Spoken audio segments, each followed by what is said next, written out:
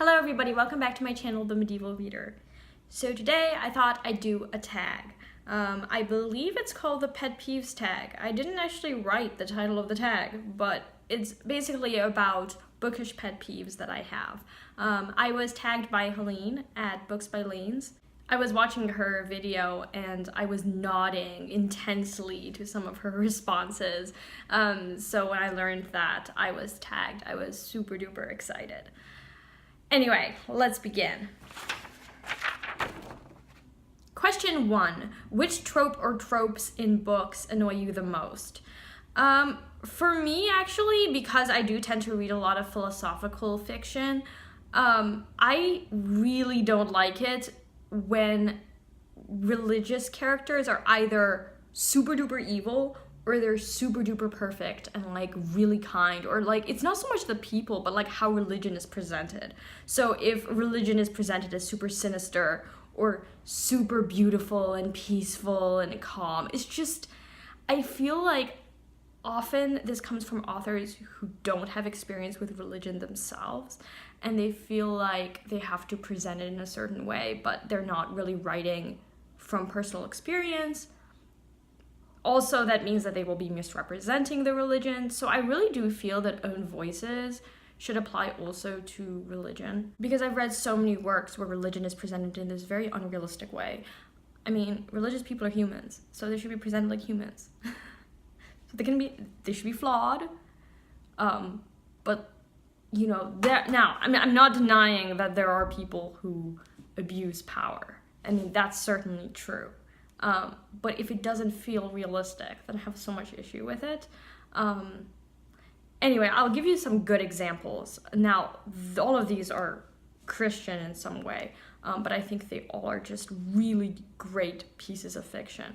Diary of a Country Priest by Georges Bernanos is one of my favorite books of all time. Gilead, I feel like everyone has mentioned Gilead by Marilyn Robinson, but that's a great book. Death Comes for the Archbishop by Willa Cather, and of course The Power and the Glory by Graham Greene. Now, The Power and the Glory features a whiskey priest, as they call him. He's a priest who's quite sinful, but he's very human. Again, like there's this feeling that he's a person that we know, and that's really what that's what I'm trying to get at, is that sometimes religion is presented in a way that just feels, no, humans don't behave like this. I don't care what kind of human you are. So, that is a pet peeve of mine. Number 2, which writer or writers do you feel are overrated or overhyped? Okay, this is where I completely agreed with Helene. Jane Austen, F. Scott Fitzgerald. I don't understand the appeal for Jane Austen. Personally, I've tried so hard to like her, and F. Scott Fitzgerald's The Great Gatsby was like, okay. And then I tried to read something else by him. It wasn't This Side of Paradise. It was something else. And it just did not work for me at all. And I don't see the appeal. I'm sorry, guys. No. As far as a book that's overrated, I think The Wonderful Wizard of Oz by L. Frank Baum. Yeah, I think that is, I didn't like it. It just didn't work for me. I think it's really overrated. I do want to read Wicked, though, because I've heard that those books are really interesting.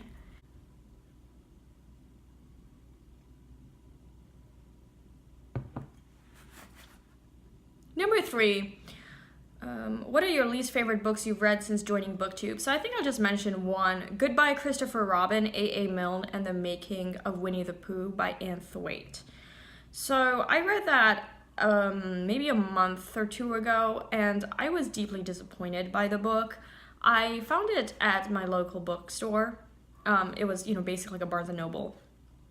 And I was super interested in learning more about A.A. Milne because I know that he really wanted to be known as a playwright, and actually he was a very successful playwright before writing the Winnie the Pooh books, and how that hurt his image in some way when he became known for writing children's books and no longer was seen as this sophisticated playwright. But this book was terrible. This is actually, I didn't know this, an abridged version of a longer book that Anne Thwaite wrote. But even though that was the case, I still felt that it was bad even for an abridged book. Essentially, there weren't any original sentences in the entire book. She would take ginormous passages from different books and just insert them, or random passages from letters that A. Milne wrote, but nothing from his actual works. I felt like she was just taking a bunch of quotes, stringing them together, and then, saying like, oh, this is my biography of A. Milne. I thought it was terrible. I didn't learn anything really about the plays that he wrote. I learned about little details about his life that were pretty unimportant. I mean, I didn't see the point of this book at all. So I gave it 2 stars, but I think it was pretty generous. I should have probably received a 1 star. Now, there are other books that I also have not liked since starting BookTube, but they are very obscure books that are just not worth mentioning here. But I thought I'd mention this one because I think it was made into a film. It's been around in bookstores. So, yeah, just not worth your time, in my opinion. A terrible ending that ruined an otherwise quality book. Okay, definitely the end of the Harry Potter series. I just think that the whole romance between any of the friends, Harry, Ron, Hermione, whatever, that was just unnecessary. I thought that they were friends the entire time. The romance was just suddenly thrust upon us in later books. And it was out of place. And then the very end of the last book, the epilogue, was just ridiculous. It was super cheesy. Okay. Number 5. Which fictional characters do you wish were not killed off? I wish that Dobby wasn't killed off. I just feel like we don't really learn so much about Dobby. At least I don't remember learning that much about Dobby. We learn about him when he is a slave, but he doesn't really have a lot of agency in the stories, and I wanted him to be able to be free and have some control over his life and do interesting things. I felt like he was just a character that we pitied, and I wanted more than that. I feel like this often is an issue with characters who represent from marginal groups, that they become characters that are inserted into stories so that we pity them, we being those who are not of marginalized groups. And Dobby, I felt that Rowling was doing a little bit of that with Dobby. But I'm rereading the entire series, so I will let you know if things change. What are some of your bookish pet peeves? Definitely style over substance. I feel like a lot of books that are categorized as literary fiction are all about the style and the words, and then they just let me down when it comes to substance. Like, I don't care about the characters, there isn't really a plot. That's a huge pet peeve of mine. And also just the assumption that what is literary is necessarily better than genre fiction. I have tried a few works by creative writing students and professors, and they tend to be style over substance. And that's why I really avoid Masters of Fine Arts kind of authors. I don't know how to explain it, but basically authors who write books that would be acknowledged as great works of fiction by the Academy, but are essentially unreadable.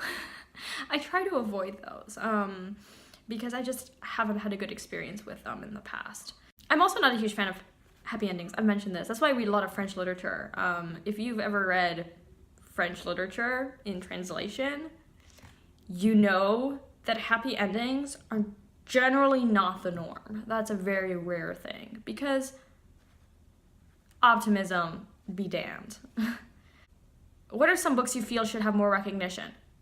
French literature, other than Zola and Balzac. I see that there are booktubers who read Zola and Balzac. I think particularly of Ange.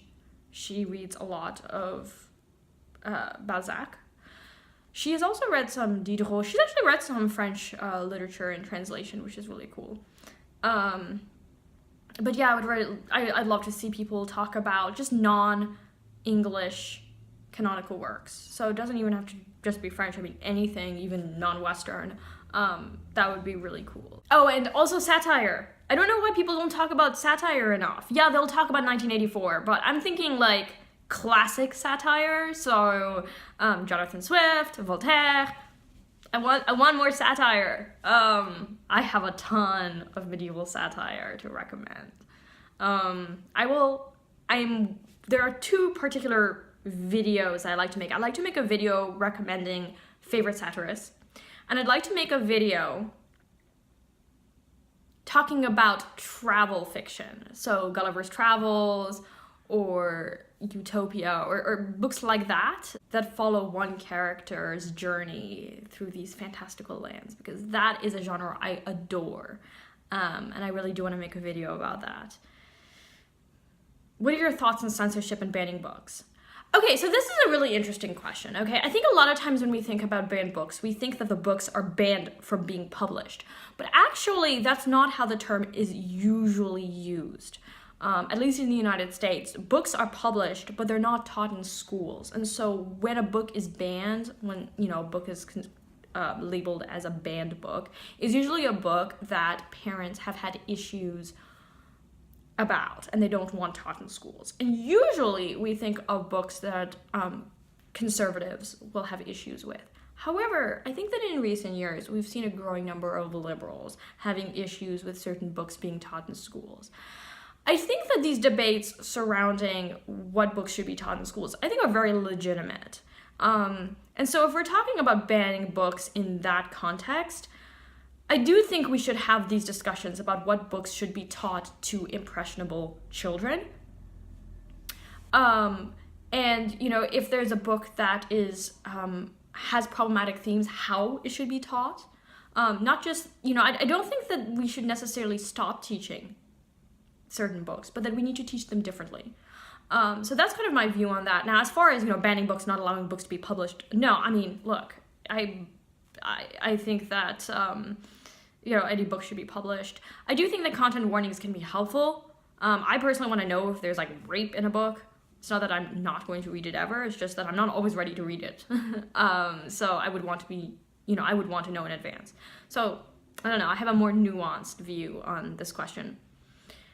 Who do you tag? So I want to tag some smaller booktubers because we've been celebrating small booktubers in recent weeks. So let's begin. Janelle at All the World's a Page. I love her channel. She, like me, are one of the first booktubers who I've seen who've decided from the beginning to never do book hauls. And so I love that she never does book hauls. She also made a review of Artemis by Andy Weir that really encouraged me to buy the book for my brother, who is not a reader. And he was so excited to receive it. She reads very widely. She even read and reviewed a bonnet ripper, which was funny. I will link these videos below. There's Alina Makradina, who is a Russian booktuber, and she often reads kind of the books that there are read-alongs for. So I remember when there was ShakeTube, I really loved hearing her thoughts about the Shakespeare plays, but she reads a lot of classics, and I just love watching her videos and hearing her thoughts about books. There's Justin at Ghost Reader. He is really chill. He's got this great personality. He recently made a video, a TBR for Black History Month, which is in February in the United States. And it's all about the African American experience over the decades. So he tried to choose books that cover the African American experience in the past couple hundred years. And I will link the video below. There's Juliet Ann. I learned about her recently through Neil Griffith's channel. She makes very thorough reviews, and recently she has an interesting rating system where she has a balloon image in the corner, and if it's a buoyant balloon, that means that she felt very happy at the end of the book, and she felt like, or she was very satisfied by the end. But if it's a deflated balloon, that means that she found it a bit underwhelming. And I really like that idea. That's really cool. And finally, Paula Mancera, who is a Mexican booktuber, and she made a really great video last year for Hispanic Heritage Month, giving some recommendations, and I added a bunch of books to my TBR. So definitely check out all of their channels, and I tag all of them. So thank you, Helene, for tagging me. This was a really fun tag, and I will talk to you all later. Bye now.